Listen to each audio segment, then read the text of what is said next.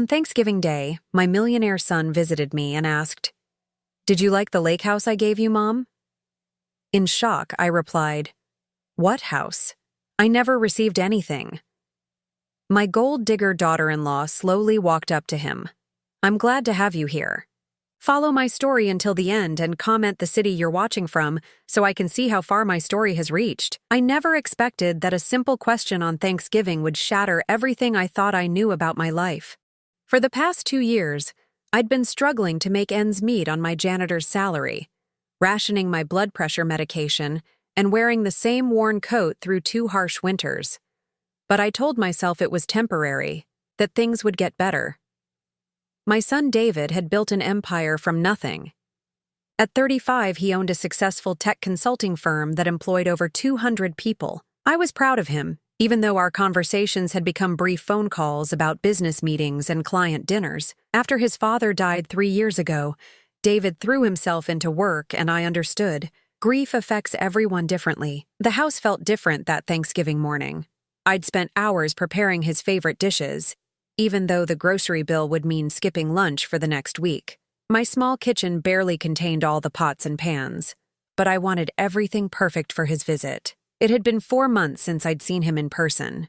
When David walked through my front door, I was struck by how expensive everything looked. His watch, his shoes, even his casual sweater probably cost more than my monthly rent. Behind him walked Victoria, his wife of 3 years. She wore a cream-colored coat that looked like it belonged in a magazine, her blonde hair perfectly styled despite the November wind. "Mom, the house smells incredible," David said, hugging me briefly before stepping back to help Victoria with her coat.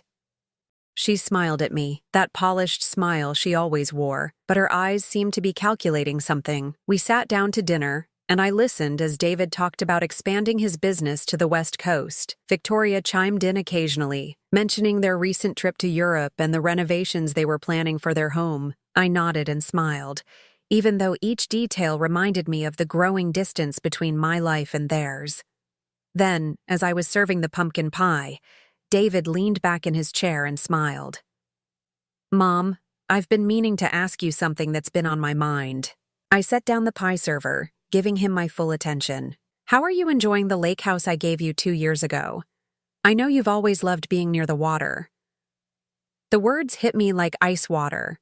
I stared at him, my mouth slightly open, trying to process what he'd just said. Lake house? I felt my heartbeat quicken as confusion washed over me. "What lake house, honey?" "I never received any lake house," David's smile faltered. He glanced at Victoria, who had gone very still beside him. "The house on Lake Morrison. I had it transferred to your name for your birthday 2 years ago. Don't you remember?" I shook my head slowly, feeling dizzy. "David, I would remember receiving a house. I've never gotten anything like that. Are you sure you're not thinking of someone else?" Victoria suddenly stood up, her napkin falling to the floor. "Oh, I just remembered," she said, her voice slightly higher than usual. "I need to make a phone call about tomorrow's appointment. Excuse me." She walked quickly toward the kitchen, pulling out her phone.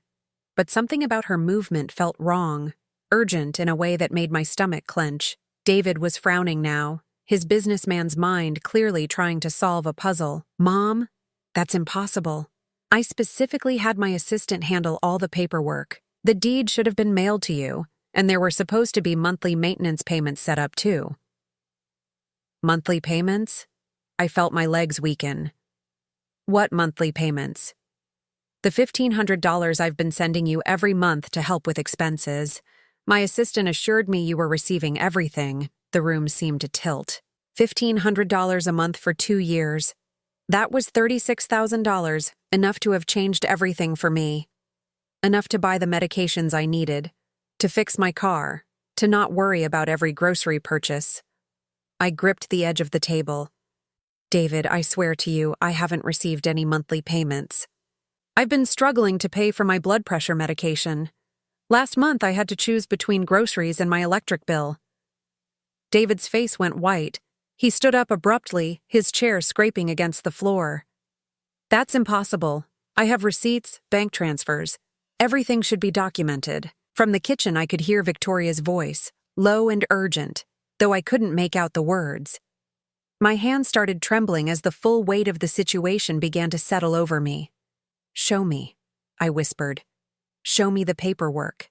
David was already pulling out his phone, scrolling through emails with increasing desperation. "I have copies of everything at home, the deed transfer, the payment confirmations. Mom, if you haven't been getting this money, then where has it been going?" We both turned toward the kitchen at the same moment. Victoria's voice had stopped. The silence felt heavy, guilty. I stood up on unsteady legs and walked toward the kitchen doorway. Victoria was standing with her back to us, phone pressed to her ear, but she wasn't talking anymore. When she heard our footsteps, she spun around, her face flushed. "Everything okay?" David asked, but his tone had changed. It was the voice he used in business meetings when he suspected someone wasn't being truthful. Victoria's smile looked strained. "Of course, just confirming our dinner plans for tomorrow." But I could see it now, the guilt written across her features, the way she couldn't quite meet my eyes, the nervous way she was fidgeting with her wedding ring. "Victoria," David said slowly, "do you know anything about the lake house paperwork? You helped coordinate with my assistant on several things around that time." The silence that followed felt endless. Victoria's mouth opened and closed, but no words came out. In that moment, looking at her face, I knew. Somehow, some way, she had taken what was meant for me. The Thanksgiving I'd worked so hard to make perfect was about to become the day my family fell apart. The silence in my small dining room stretched like a taut wire ready to snap. Victoria stood frozen in the kitchen doorway, her perfectly manicured hands clasped so tightly that her knuckles had turned white. David was staring at his wife with an expression I'd never seen before, a mixture of confusion and growing suspicion. "Victoria," I said quietly, my voice steadier than I felt. "Where is my lake house?" She swallowed hard, her eyes darting between David and me. There must be some misunderstanding. Maybe the paperwork got lost in the mail, or perhaps there was an error at the bank." But even as she spoke, I could see the lie forming in her eyes.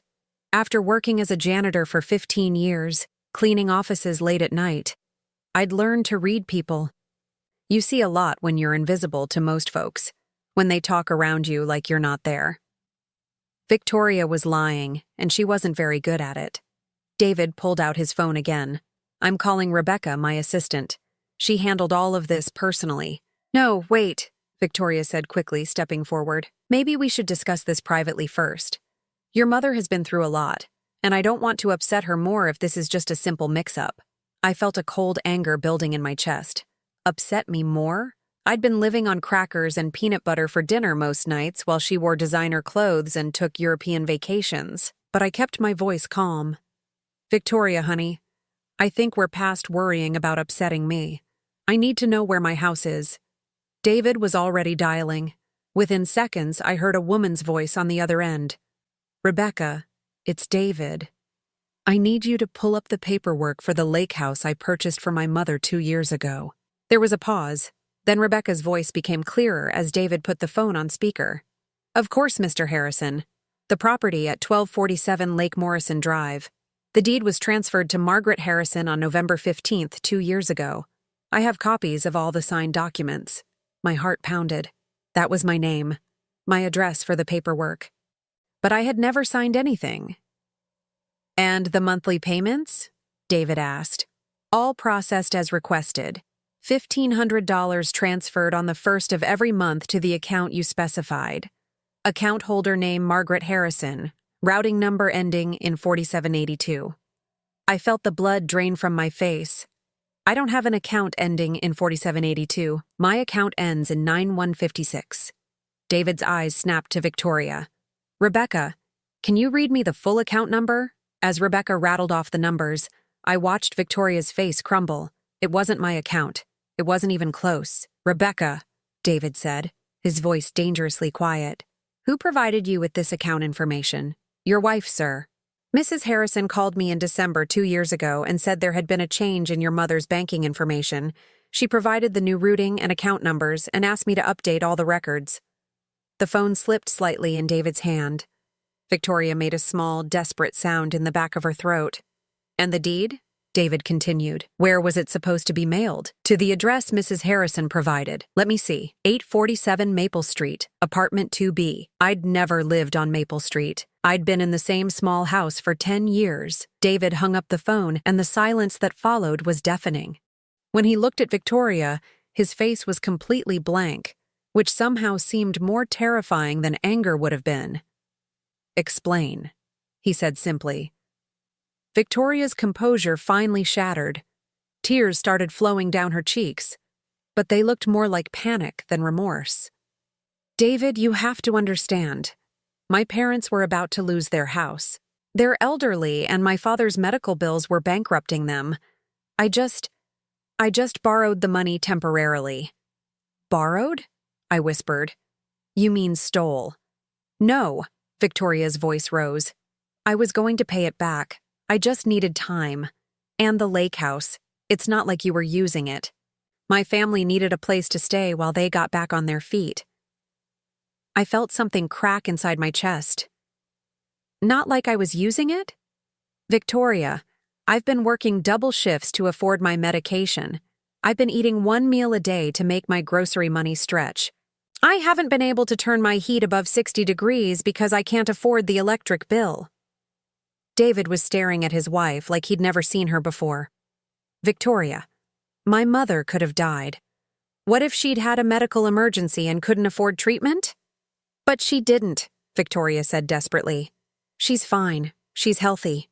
My father has diabetes and heart problems. He needed the money more. The callousness of her words hit me like a physical blow. Fine? Healthy? I thought about the nights I'd lain awake, chest tight with stress, wondering how I'd pay for my next prescription. The times I'd stood in the grocery store, calculator in hand, putting items back because I couldn't afford them. Where is my house now? I asked, my voice barely above a whisper.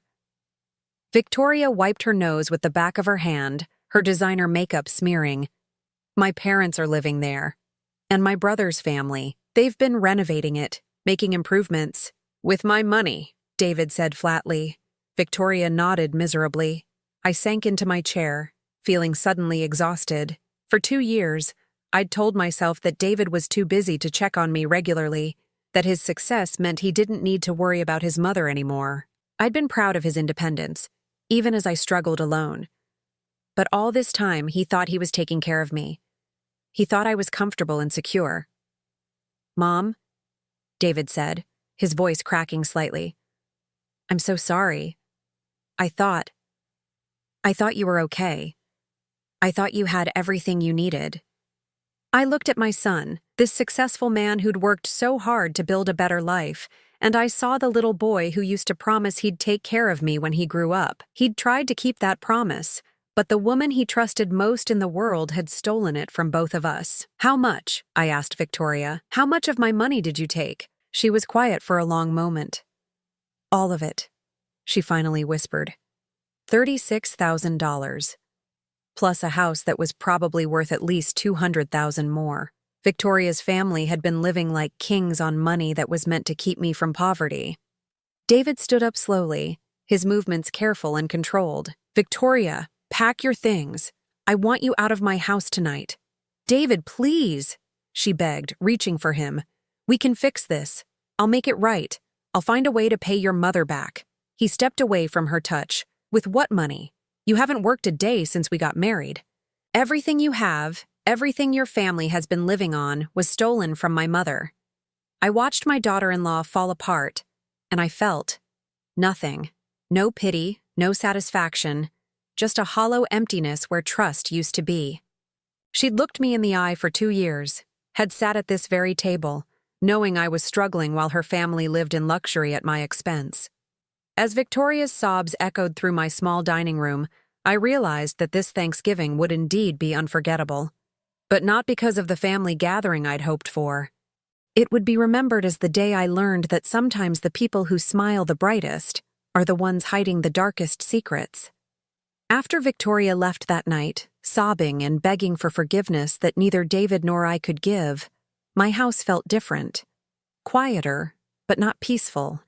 The silence was heavy with unanswered questions and the weight of betrayal that seemed to settle into every corner. David wanted to call his lawyer immediately, but I asked him to wait, not because I was having second thoughts about pursuing this, but because something told me we needed to know the full extent of what Victoria had done before we moved forward. Thieves rarely steal just once, and I had a feeling this went deeper than a house and some monthly payments.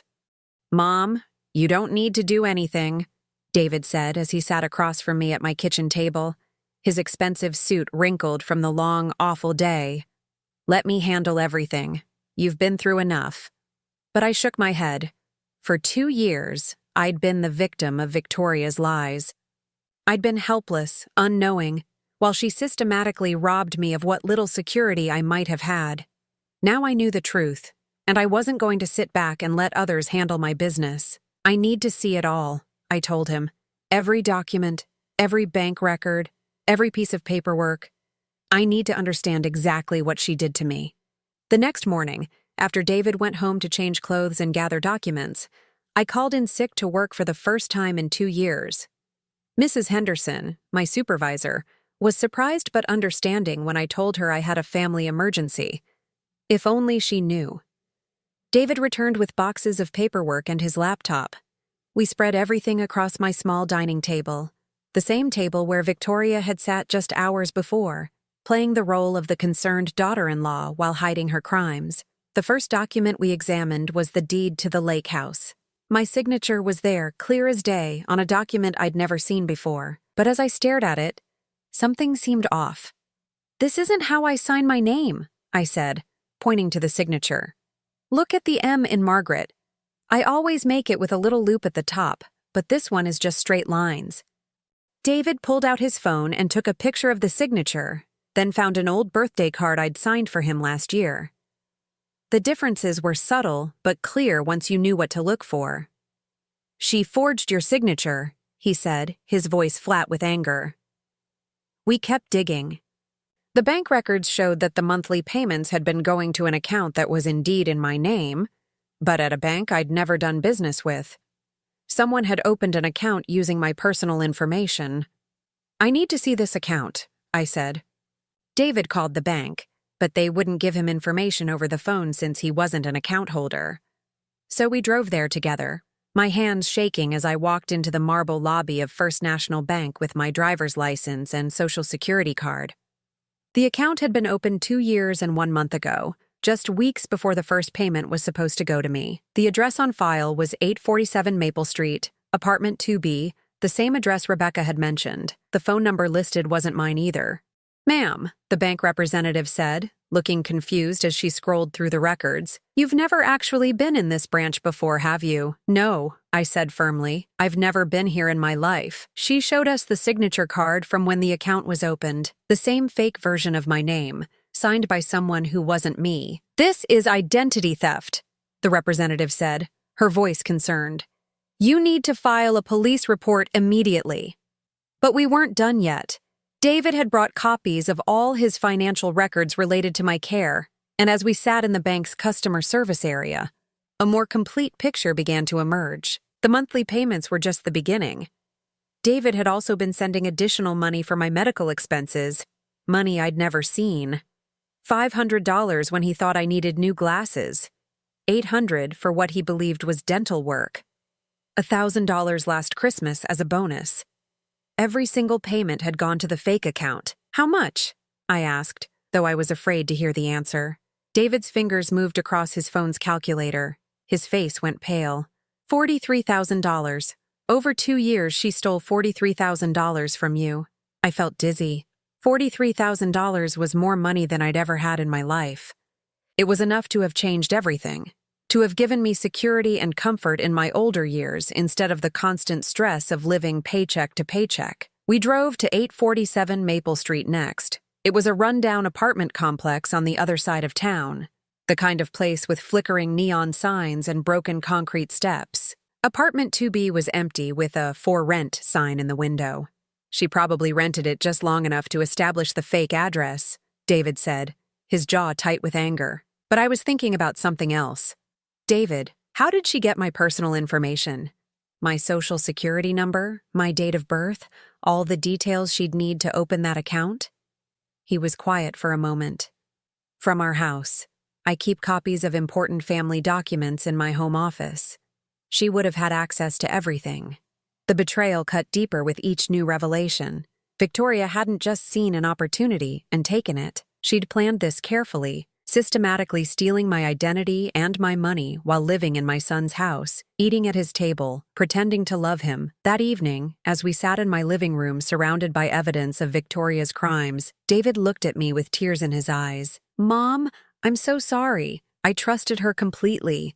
I never thought to verify that you were receiving the money because she was the one who suggested I send it in the first place." That detail hit me like ice water. "She suggested it?" David nodded miserably.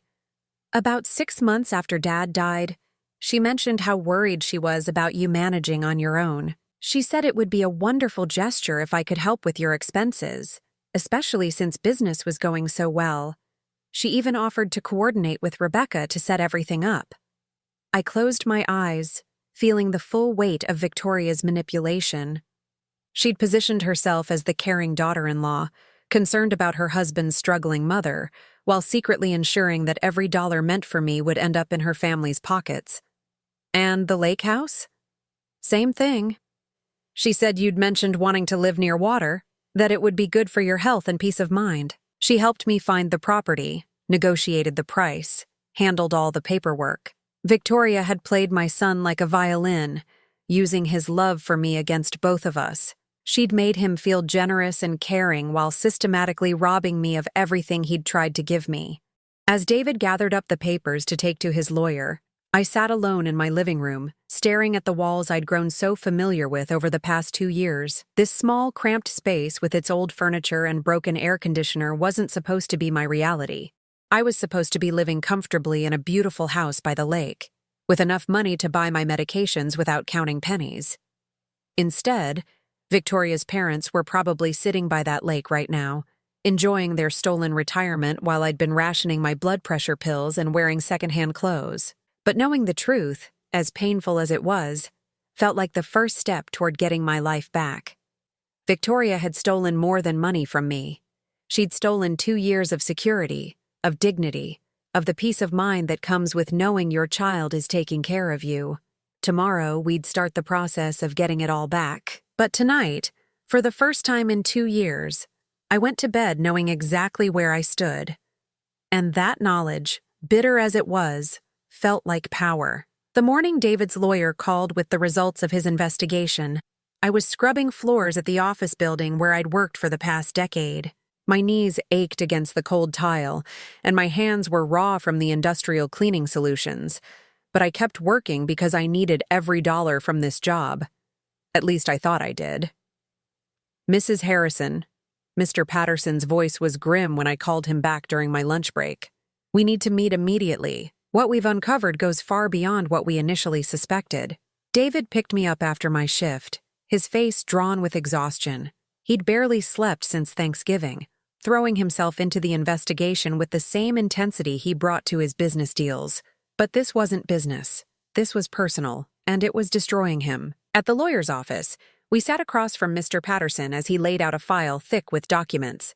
"Victoria didn't just steal from you, Mrs. Harrison. She's been running what amounts to a small-scale fraud operation using your identity." The room seemed to tilt as he explained.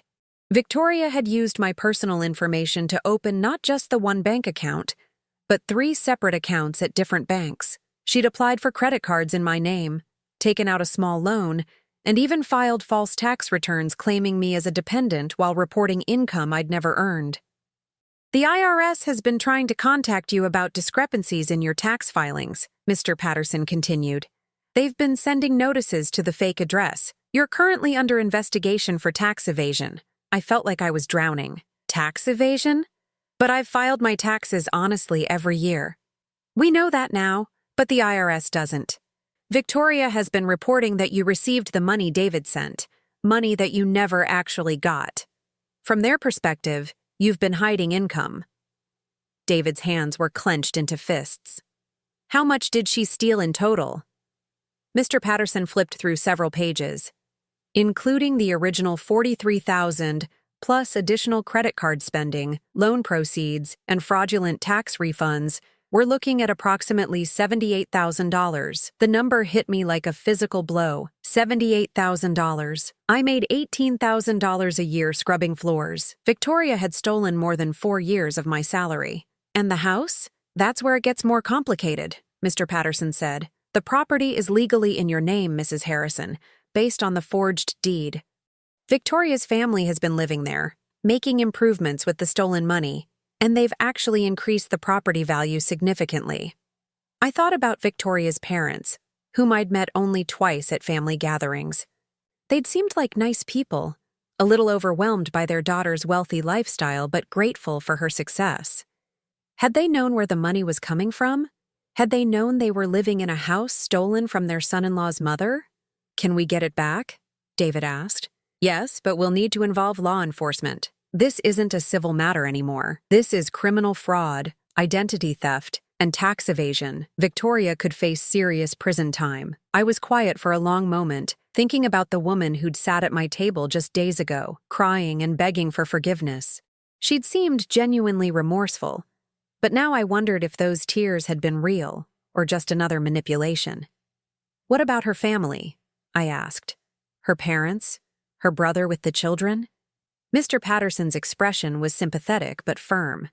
They'll have to vacate the property. If they can prove they didn't know the money was stolen, they might avoid criminal charges, but they can't keep what was bought with fraudulent funds. David was staring out the window, his jaw tight. Where is Victoria now? She's staying with her parents at the lake house, Mr. Patterson said. Our investigator confirmed she's been there since she left your house on Thanksgiving. So she ran straight to the people who'd been living off my mother's stolen money, David said bitterly. Of course she did.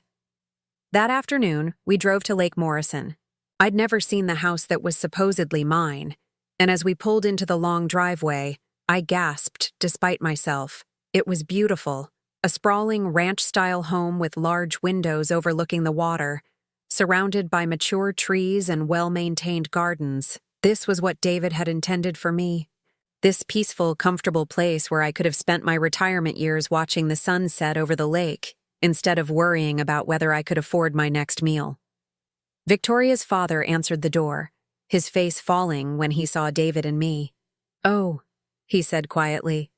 We've been expecting you. Victoria appeared behind him, looking smaller and younger than I'd ever seen her. Her designer clothes had been replaced with jeans and an old sweater, and her face was puffy from crying. Margaret, she said, her voice barely above a whisper. I'm so sorry. I looked at her, this woman who'd smiled at me across countless dinner tables while systematically destroying my financial security, and I felt nothing but cold anger. Are you? I asked. Are you really sorry, Victoria? Or are you just sorry you got caught? She started crying again, but I wasn't moved. I'd seen her tears before, had believed in them, had even felt sorry for her sometimes when David worked long hours and she seemed lonely. I never meant for it to go this far, she sobbed. It started with just borrowing the first payment to help my parents with their mortgage. I was going to put it back before anyone noticed. But you didn't, David said, his voice like ice. You took more and more. You stole my mother's identity, filed false tax returns, opened credit cards in her name. That's not borrowing, Victoria. That's fraud. Victoria's mother had appeared in the doorway, her face streaked with tears. We didn't know, she said desperately. We thought David was just being generous, helping us through a difficult time. Victoria told us he'd insisted on buying us the house. I looked at this older woman, probably close to my age, and I saw genuine shock and horror in her eyes. She hadn't known. None of them had known except Victoria. The IRS thinks I'm a tax cheat because of what your daughter did, I said quietly. I could go to prison because Victoria filed false returns in my name. Victoria's mother gasped, pressing a hand to her mouth. Oh my God, Victoria, what have you done? But Victoria just kept crying, offering excuses and apologies that meant nothing now. She'd had 2 years to confess, 2 years to make this right, and she'd chosen to dig deeper instead. Mr. Patterson stepped forward with a briefcase full of legal documents. Mrs. Stevens, I'm going to need you and your family to vacate this property within 30 days. Everything purchased with the fraudulent funds will need to be returned or compensated for. As I watched Victoria's family absorb the reality of their situation, I felt something I hadn't expected. Relief. Not satisfaction, not revenge, just relief that the truth was finally out in the open. The police will be here tomorrow to arrest Victoria, Mr. Patterson continued. I'd recommend she turn herself in voluntarily. Victoria looked up at David with desperate eyes. Please don't let them arrest me. I'll pay everything back, I promise. I'll get a job, I'll work day and night. David shook his head sadly. With what skills, Victoria? You've never worked a day in your life. You don't even know how to work. All you know how to do is take. As we left the lake house, I turned back for one last look at the place that should have been my home for the past 2 years. Soon it would be, but it felt hollow now, tainted by the knowledge of how Victoria had stolen it from me. Mom, David said as we drove away, I'm going to make sure you never want for anything again. I'm going to take care of you the way I should have been doing all along. I patted his hand gently. You were taking care of me, honey. It's not your fault that Victoria stole what you gave me. But as we drove back toward my small, cramped house, I knew that everything was about to change. Victoria would face the consequences of her crimes, and I would finally get the security and comfort that David had always intended for me to have. The confrontation was over. Now came justice. The divorce papers were finalized on a gray Tuesday in February, 3 months after that devastating Thanksgiving dinner. I sat in the courthouse hallway beside David as his lawyer emerged from the courtroom with news that Victoria had signed everything without contest. She'd already been sentenced to 18 months in prison for fraud and identity theft, and fighting the divorce would have only added legal fees she couldn't afford. It's done, Mr. Patterson said, sitting down beside us. The marriage is dissolved. All assets purchased with stolen funds revert to their rightful owners. Mrs. Harrison, you now legally own the lake house, and all the money in the fraudulent accounts has been frozen pending full restitution. David let out a long breath. What about her family? They vacated the property last week. Her parents moved in with her brother temporarily, and they've been surprisingly cooperative. I think they're genuinely horrified by what Victoria did. I felt a strange mix of relief and sadness.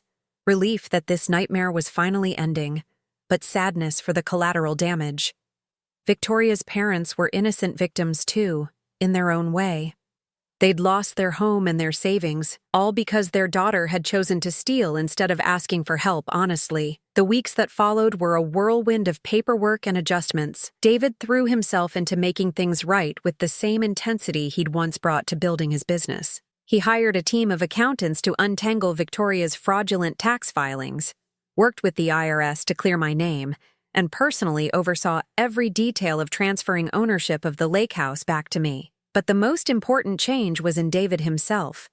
The successful businessman who'd been too busy for regular phone calls became a son who stopped by every few days, who called just to check on me, who insisted on taking me to doctor's appointments and grocery shopping.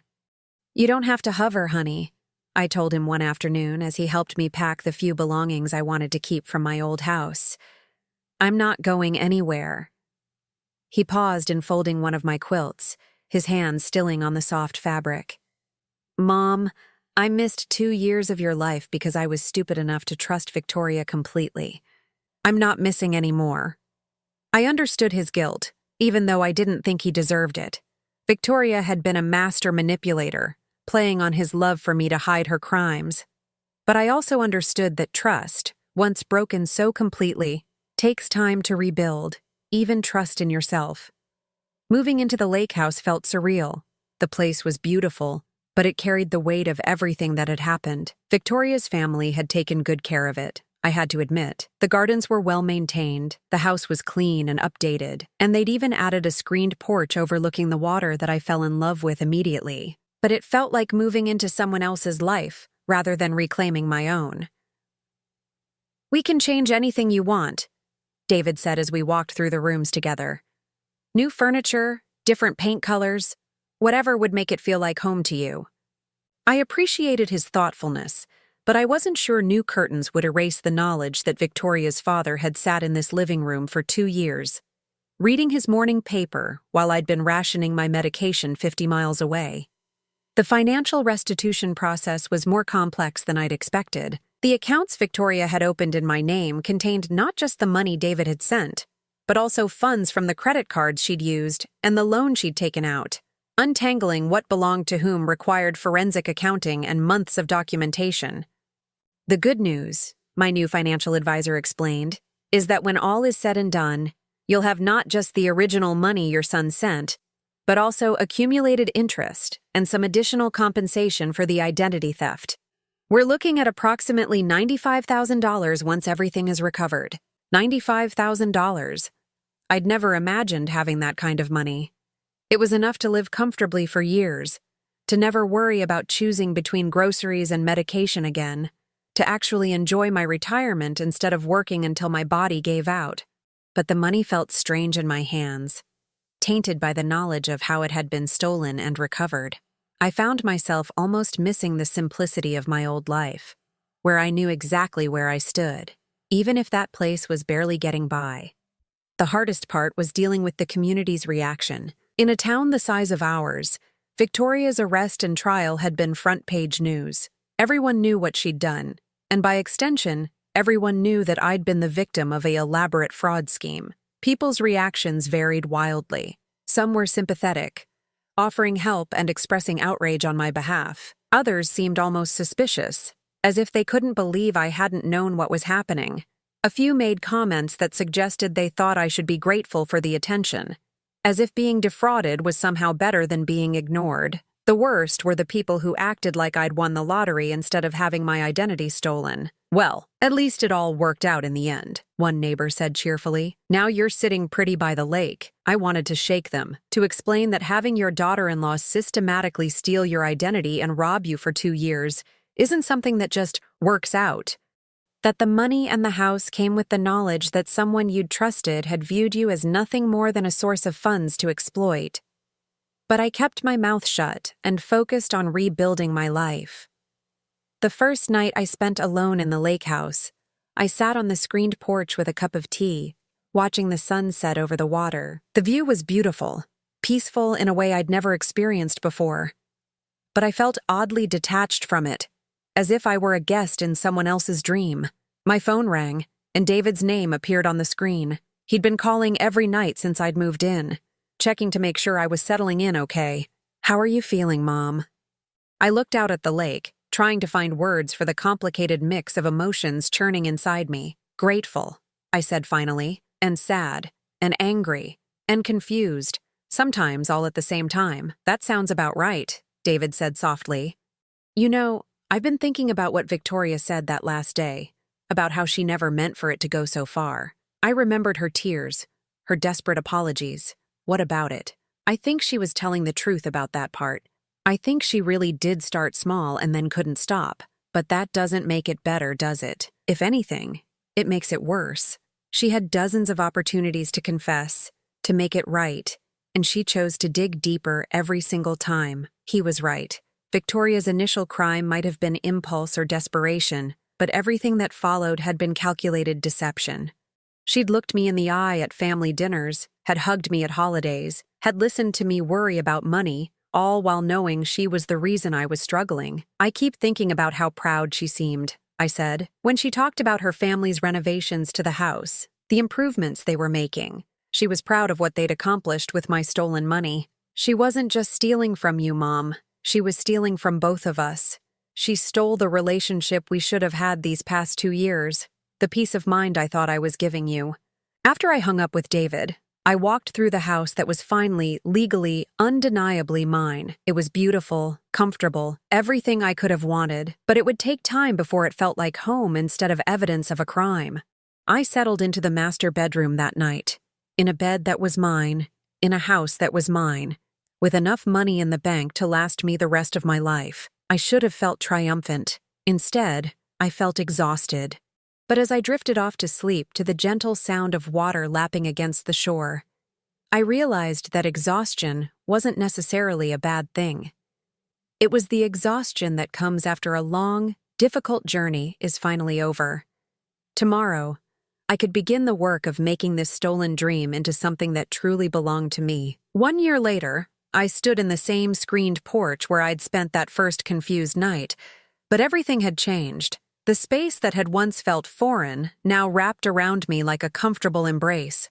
I'd replaced Victoria's family's furniture with pieces that spoke to me, added plants that I'd chosen myself, and hung photos that told the story of my real life, rather than someone else's stolen dream. The morning routine I'd developed had become sacred to me. Coffee on the porch as the sun came up over the lake, watching the water change colors with the light. It was a luxury I'd never imagined I'd have, this peace, this time to simply exist without the constant weight of financial worry. David's car pulled into the driveway, right on schedule for our weekly breakfast together. This tradition had started months ago, after his initial guilt-driven hovering had settled into something more natural. We'd both learned to navigate this new relationship, one built on honesty rather than the false foundation Victoria had created. "Morning, Mom," he called as he came through the front door, carrying a bag from the bakery in town. "I brought those cinnamon rolls you like." I smiled, setting 2 plates on the kitchen table. "You don't have to bring me pastries every week, honey. I'm perfectly capable of feeding myself now." He grinned. "I know you are, but I like bringing them. Besides, Mrs. Chen at the bakery always asks about you. Half the town has adopted you as their favorite success story." It was true. The same community that had whispered about my situation during Victoria's trial had embraced me once justice was served. People stopped me at the grocery store to ask how I was settling in. Neighbors brought casseroles when I first moved to the lake, and the mailman made sure to mention whenever he had good news to deliver. "Any word from the lawyer about Victoria's appeal?" I asked as we settled into our usual spots at the table. David shook his head. "Her public defender filed the paperwork, but Mr. Patterson says it's basically a formality. The evidence was too overwhelming, and she pled guilty to everything. She'll serve her full sentence." 18 months had seemed like such a short time when the judge announced it, but as the seasons changed and my new life took shape, I'd stopped thinking about Victoria's timeline and started focusing on my own. "How do you feel about that?" David asked, studying my face carefully. I considered the question seriously. A year ago, I might have wanted Victoria to suffer more, to face consequences that matched the scale of what she'd stolen from me. But now, sitting in the house that was truly mine, with money in the bank and my son's genuine attention, revenge felt less important than it once had. "I feel like she's where she needs to be," I said finally. "Not because I want her to suffer, but because she needs to face real consequences for what she did. Maybe prison will teach her something that our family never could." Through the legal process, I'd learned more about Victoria's psychology than I'd ever wanted to know. She'd grown up in a family that struggled financially, always comparing themselves to others who had more. When she married David, she'd suddenly had access to wealth she'd never imagined, but apparently, it hadn't been enough. She'd needed to feel like she was the provider, the one who could solve her family's problems. "The therapist her lawyer recommended says she has something called entitlement syndrome," David had told me months ago. She genuinely believed she deserved whatever she could take because life had been unfair to her. I'd thought about that explanation for a long time. Life had been unfair to me too, when I'd lost my husband and found myself struggling to make ends meet. But I'd never considered that unfairness gave me the right to steal from others. "Have you heard anything about her family?" I asked. David nodded. "Her parents moved to Arizona to live with her aunt. Her brother found a job in another state.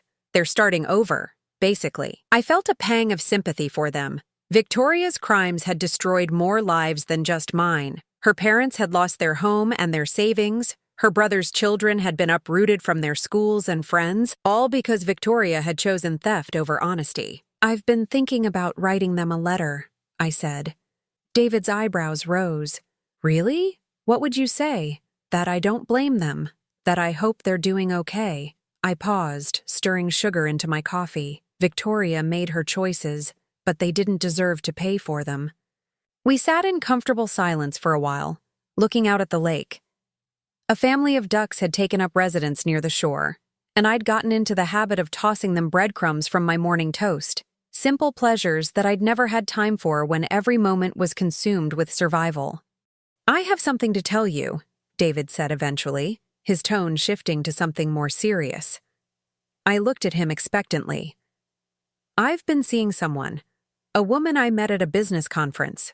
Her name is Jennifer, and she's nothing like Victoria." I felt a flutter of anxiety, then forced myself to relax. "Tell me about her." "She's a forensic accountant, actually. She helps companies investigate financial irregularities. She knows what Victoria did, knows the whole story, and she's not interested in my money. She makes good money of her own." I smiled. "A forensic accountant. That seems appropriate." David laughed. "I thought you'd appreciate the irony. She's also incredibly honest, sometimes brutally so. She told me on our third date that she thought I was too trusting and needed to work on my boundaries." "Smart woman. When do I get to meet her?" "Only if you want to. I'm not rushing anything this time. I'm learning to trust my own judgment again, and part of that means not seeking approval from everyone else before I know how I feel myself." I reached across the table and squeezed his hand. "I'm proud of you for taking your time. But when you're ready, I'd love to meet her." After David left, I took my usual walk around the property. The gardens that Victoria's family had planted were thriving under my care, but I'd added my own touches. A vegetable patch where I grew tomatoes and herbs, a reading nook under the old oak tree, a bird feeder that attracted cardinals and blue jays.